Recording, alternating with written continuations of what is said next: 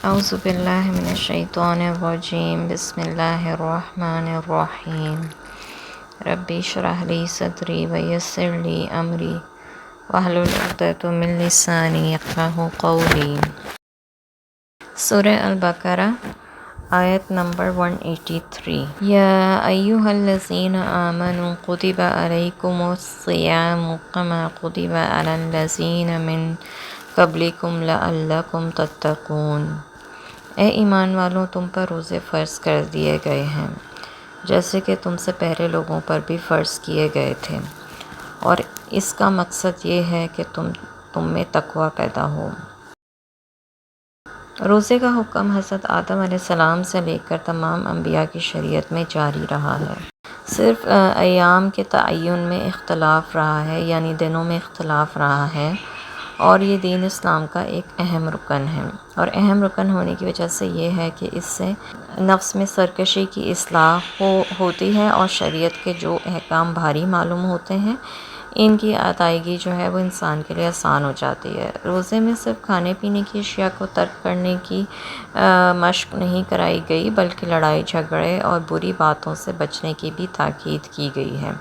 چنانچہ رسول اللہ صلی اللہ علیہ وسلم نے فرمایا کہ روزہ برائی کے لیے ڈھال ہے، لہٰذا جس کا روزہ ہو وہ نہ بے حیائی کی بات کرے، نہ شور شرابہ کرے، اور ایک دوسری روایت میں ہے کہ جہالت کی کوئی بات نہ کرے۔ اگر کوئی اسے گالی دے یا اس سے لڑے تو کہہ دے کہ میں روزے دار ہوں۔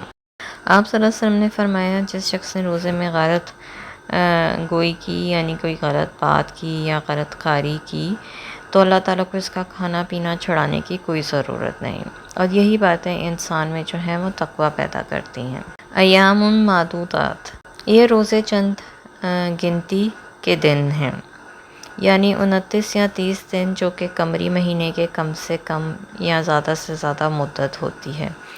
شریعت نے قمری مہینے کی تعین کو ستاروں کے علم یا آلات رؤیت کے حساب سے نہیں کیا، بلکہ اس کی بنیاد رؤیت ہلال پر رکھی گئی ہے، یعنی چاند کو دیکھ کر ہی روزے رکھنا شروع کرو، اور چاند شوال کا دیکھ کر ہی روزے رکھنا ختم کرو۔ اب رؤیت ہلال مختلف ممالک میں مختلف اوقات اور مختلف تاریخوں پر ہونا عین ممکن ہے، اور یہ بھی عین ممکن ہے کہ ماہ رمضان کے دوران مختلف ممالک کا سفر کرنے والوں میں کسی کے روزے کی تعداد 28 رہ جائے اور کسی کی 31 ہو جائے، یعنی 31۔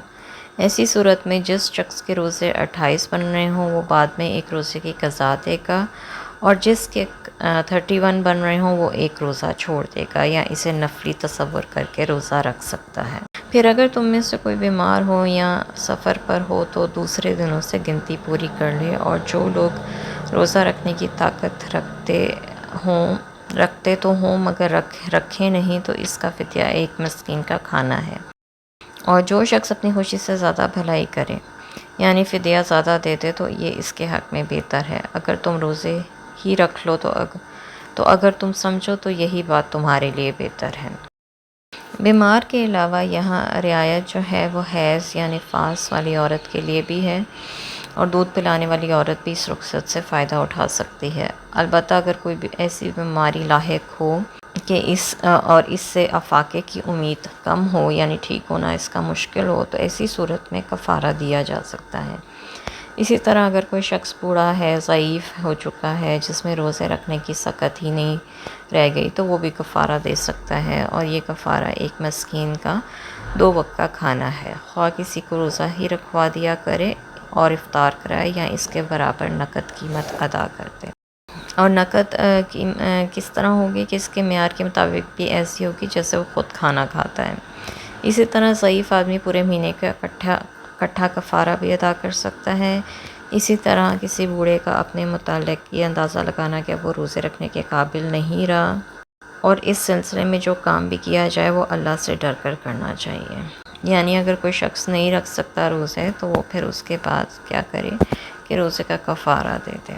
پھر جس طرح سفر میں تکلیف بڑھ جانے سے روزہ کھول دینا ہی سنت ہے، اسی طرح اگر کسی بیمار نے اپنے متعلق یہ اندازہ لگایا کہ وہ روزہ نبھا سکے گا مگر تکلیف بڑھ گئی تو اسے فوراً روزہ کھول دینا چاہیے، بعد میں اس کی قضا دے لے۔ بلکہ بعض فقہا یہ کہتے ہیں کہ اگر مریض مرض کی شدت پر بھی روزہ افطار نہ کرے اور مر جائے تو وہ خودکشی کی موت مرے گا اور روزے کا ثواب حاصل کرنے کی بجائے الٹا اپنی جان ضائع کرنے کا مجرم بن جائے گا۔ اور اس پر دلیل میں ایک حدیث بھی ہے جو ابو داؤد میں حضرت جابر سے مروی ہے۔ وہ کہتے ہیں کہ ہم ایک سفر پر نکلے، ہم میں سے کسی کے سر پر ایک پتھر لگا جس نے سر کو بری طرح زخمی کر دیا۔ اتفاق سے شخص کو احتلام ہو گیا تو اس نے اپنے ساتھیوں سے پوچھا کہ آپ لوگ میرے لیے تیمم کی رخصت کو درست سمجھتے ہیں؟ وہ کہنے لگے نہیں، اس کے لیے پانی موجود ہے۔ چنانچہ اس آدمی نے غسل کیا تو اس کی موت واقعہ ہو گئی۔ پھر جب ہم رسول اللہ صلی اللہ علیہ وسلم کے پاس آئے اور آپ صلی اللہ علیہ وسلم نے یہ واقعہ بیان کیا تو آپ نے فرمایا اللہ ان لوگوں کو ہلاک کرے کہ انہوں نے اپنے ساتھی کو مار ڈالا۔ جب وہ یہ مسئلہ نہیں جانتے تھے تو انہوں نے کیوں نہ کسی عالم سے پوچھا۔ جہالت کی درماندگی کا علاج تو پوچھ ہی لینا ہے۔ اسے اتنا ہی کافی تھا کہ وہ اپنے زخم پر پٹی باندھ لیتا اور اس پر تیمم کر لیتا اور باقی جسم کو دھو لیتا۔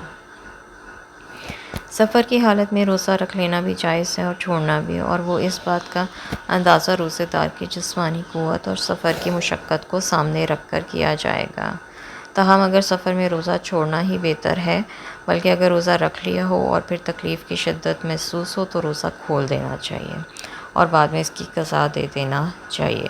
چنانچہ غزوہ مکہ میں جو ماہ رمضان میں درپیش تھا، آپ صلی اللہ علیہ وسلم نے اور صحابہ نے روزہ رکھا ہوا تھا اور نڈھال سے ہو رہے تھے مگر روزہ چھوڑنے پر آمادہ نہ تھے، تو رسول اللہ صلی اللہ علیہ وسلم نے عصر کے وقت سب لوگوں کو دکھا کر پانی کا پیالہ پیا اور روزہ کھول دیا، جس کا مقصد یہ تھا کہ صحابہ بھی روزہ کھول دیں۔ چنانچہ صحابہ کرام نے بھی روزہ کھول دیا۔ جابر بن عبداللہ انصاری سے روایت ہے کہ رسول اللہ صلی اللہ علیہ وسلم ایک سفر میں تھے، آپ نے ایک جگہ ہجوم دیکھا تو معلوم ہوا کہ ایک شخص کیس آمری پر لوگ سایہ کیے ہوئے ہیں۔ آپ نے پوچھا یہ کیا قصہ ہے؟ لوگوں نے کہا یہ روزے دار ہے۔ آپ نے فرمایا سفر میں روزہ رکھنا کوئی نیکی کا کام نہیں۔ جو لوگ لاعلاج مرض میں مبتلا ہوں یا مرض سے شفا کا امکان نظر نہ آ رہا ہو یا اتنے بوڑھے ہو چکے ہوں کہ بعد میں قوت بحال ہونے کا امکان نہ ہو تو ایسے لوگ روزہ رکھنے کے بجائے فدیہ دے سکتے ہیں اور یہ صورت اب بھی بحال ہے۔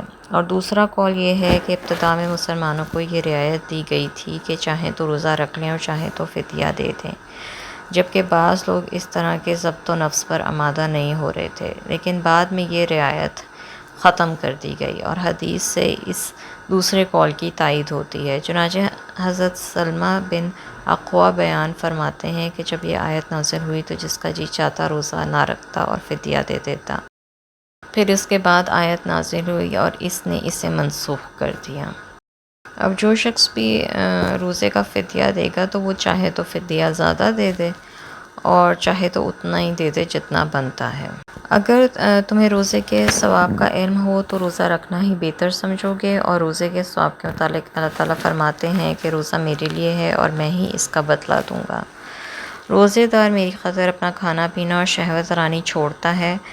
رسول اللہ صلی اللہ علیہ وسلم نے فرمایا کہ روزہ گناہوں سے بچنے کے لیے ڈھال ہے۔ آپ نے فرمایا کہ روزے دار کے لیے دو خوشیاں ہیں، ایک روزہ کھولتے وقت اور دوسرا جب وہ اپنے پروردگار سے ملے گا۔ آپ نے فرمایا کہ روزے دار کے منہ کی بو اللہ کے ہاں کستوری کی خوشبو سے بھی زیادہ پاکیزہ ہے۔ شہر رمضان الذی انزل فیہ القرآن ھدی للناس وبینات من الھدی والفرقان۔ رمضان وہ مہینہ ہے جس میں قرآن نازل کیا گیا جو تمام لوگوں کے لیے ہدایت ہے، اور اس میں ہدایت اور حق اور باطل میں امتیاز کرنے والا واضح دلائل موجود ہیں۔ لہٰذا تم میں سے جو شخص اس مہینے کو پالے اس پر لازم ہے کہ پورے مہینے کے روزے رکھے، ہاں اگر کوئی بیمار ہو یا سفر پر ہو تو دوسرے دنوں سے گنتی پوری کر سکتا ہے، کیونکہ اللہ تمہارے ساتھ نرمی کا برتاؤ چاہتا ہے اور سختی کا نہیں چاہتا۔ بعد میں روزہ رکھ لینے کی رخصت اس لیے ہے کہ تم مہینے بھر کے دنوں کی گنتی پوری کر لو، اور جو اللہ نے تمہیں ہدایت دی ہے اس پر اس کی بڑائی بیان کرو، اور اس لیے بھی کہ تم شکر گزار بنو۔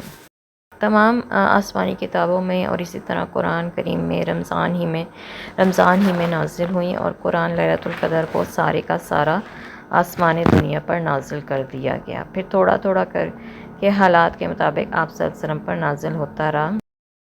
سراپا ہدایت اور حق اور باطل میں تمیز کرنے والی کتاب ہے۔ اس آیت سے قرآن اور رمضان کا خصوصی تعلق معلوم ہوا۔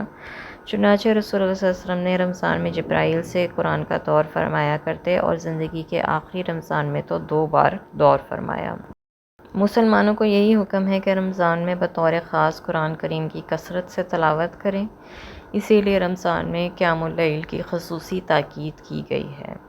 چنانچہ حضرت ابو ہریرہ کہتے ہیں کہ آپ نے فرمایا، جو شخص رمضان کی راتوں میں ایمان کے ساتھ اور ثواب کی نیت سے قیام کرے، اس کے پہلے گناہ معاف کر دیے جائیں گے۔ وَإِذَا سَأَلَكَ عِبَادِي عَنِّي فَإِنِّي قَرِيبٌ، اور جب میرے بندے آپ سے میرے متعلق پوچھیں تو انہیں کہہ دیجئے کہ میں ان کے قریب ہی ہوں۔ جب کوئی دعا کرنے والا مجھے پکارتا ہے تو میں اس کی دعا قبول کرتا ہوں، لہٰذا انہیں چاہیے کہ میرے احکام بجا لائیں اور مجھ پر ایمان لائیں، اس طرح توقع ہے کہ وہ ہدایت پا سکیں۔ رسول اللہ صلی اللہ علیہ وسلم سے بعض لوگوں نے پوچھا تھا کہ ہمارے پروردگار اگر دور ہے تو ہم اسے بلند آواز سے پکارا کریں، اور اگر قریب ہے تو آہستہ آواز سے پکارا کریں۔ اس آیت میں اللہ تعالیٰ نے ان لوگوں کو بتلا دیا کہ میں تمہارے بالکل قریب ہوں، حتیٰ کہ تمہاری رگِ جان سے بھی قریب ہوں۔ پھر اللہ تعالیٰ نے صرف ان کے رسول کے جواب پر اکتفا نہیں کیا، بلکہ اور بھی کئی باتیں ارشاد فرما دیں جو انسانی ہدایت کے لیے ضروری تھیں اور جن سے شرک یا عقائد جڑ کٹ جاتی ہے۔ مثلاً یہ کہ جب کوئی شخص مجھے پکارتا ہے تو میں اس کی پکار یا دعا کو صرف سنتا ہی نہیں ہوں بلکہ شرف قبولیت بھی بخشتا ہوں، یعنی اسے قبول بھی کرتا ہوں، اور اس سے ان لوگوں کے باطل خیال کا رد ہو گیا جو کہتے تھے کہ اللہ ہم گناہ گاروں کی دعا کب سنتا ہے اور قبول کرتا ہے۔ لہٰذا ضروری ہے کہ ہم کسی بزرگ اور اللہ کے پیارے کی معرفت اللہ سے اپنی حاجات طلب کریں۔ اس جواب میں عمومیت سے یہ وضاحت ہو گئی کہ جیسے اللہ اپنے پیاروں کی سنتا ہے ویسے ہی اپنے گناہ گاروں کی بھی سنتا اور ان کی دعاؤں کو بھی قبول کرتا ہے۔ دوسری وضاحت یہ فرمائی کہ بندہ میرا حکم بجا لائیں، مجھے سے مانگے، دوسروں سے نہ مانگے، کیونکہ پکار یا دعا بھی اصل عبادت ہے۔ تیسرا یہ کہ میرے متعلق اس بات کا یقین بھی رکھیں کہ میں ان کی دعا ضرور قبول کروں گا، اور یہی ہوشمندی، سمجھداری اور ان کے فائدے کی بات ہے۔ یعنی دعا کے لیے ہمیں 3 چیزوں کو مد نظر رکھنا ہے۔ پہلی بات تو یہ کہ اللہ تعالیٰ ہمارے قریب ہیں، دوسرا یہ کہ وہ ہماری جو دعا ہے اس کو سنتے ہیں، اور تیسرا یہ کہ وہ اگر ہم یقین رکھیں تو ہماری دعا ضرور قبول کر لیں گے۔ واضح رہے کہ دعا کی قبولیت کے کچھ آداب ہیں۔ سب سے اہم بات یہ ہے کہ حرام خور کی دعا قبول نہیں ہوتی، اور اس بات کی صحت احادیث صحیحہ میں بھی موجود ہے۔ ٹھیک ہے، پہلی بات تو یہ کہ حرام خور، اگر آپ کوئی حرام خور انسان جو ہے وہ حرام طریقے سے رزق کماتا ہے تو پھر اس کی دعا قبول نہیں ہوتی۔ دوسرا یہ کہ یہ دعا جو ہے ممکنات میں سے ہو۔ مثلاً اگر ایک غریب آدمی جسے امور سیاست کی خبر تک نہ ہو یہ دعا کرنے لگے کہ یا اللہ مجھے اس ملک کا بادشاہ بنا دے، تو ظاہر ہے کہ ایسی دعا قبول نہ ہوگی۔